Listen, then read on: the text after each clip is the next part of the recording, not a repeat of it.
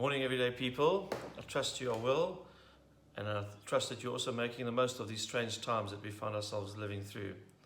If you're like me, you've been bombarded with plenty of information around flattening of the curve and avoiding a spike in the curve. And today I want to chat to you and challenge you about another curve that we face. No, not Joey's curve. A more significant, far more important curve in our lives. If we're honest with one another, we would recognize that it's very easy for us to experience fearfulness, loneliness, and a sense of anxiety about the times. When will this end? When will this be over? What does tomorrow look like? Will there be enough two-ply in the store tomorrow? Those kind of things. And as your pastor, I want you to know and recognize that all of us in some sense would face these things, and it's a very natural thing. None of us have been through a season like this or a time like this. It's the stuff of movies that we only see in the movies when we go out and watch them. But I want us to remind ourselves at these times that this is not a time where God has walked away from us.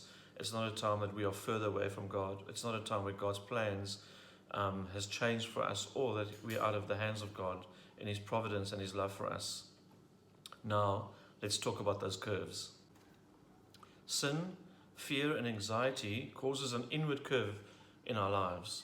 We live for ourselves, we focus for ourselves, we fight for ourselves, and we buy only for ourselves.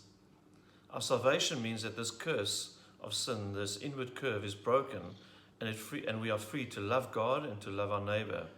The gospel is the only power that turns the curve outwards.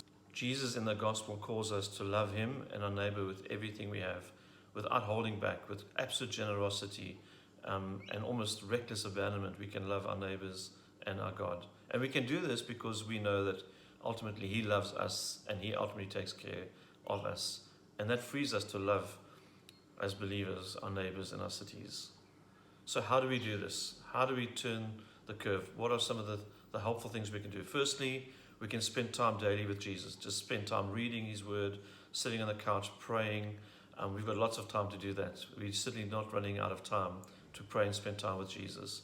Secondly, we can watch our hearts. The scripture talks about, above all else, guard your heart. We need to guard our hearts. We need to watch how much social networks and media we take in, how much news we take in, how much statistics we read daily, etc.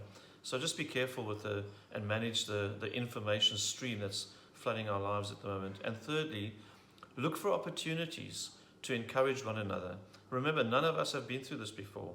Look for opportunities where we can consider even the strong people amongst us, those that we think are bulletproof in their faith and in their walk with Christ. Find gaps to just send a message and tell people that you are praying for them, that you are thinking of them. We do not have to be lonely in this isolation. We are praying for you as your elders. We are trusting that God does a deep work in these times in us as a community, but also for our city. And we look forward to the season after this, where we share stories of God's faithfulness and care and love towards each one of us. Have an amazing weekend.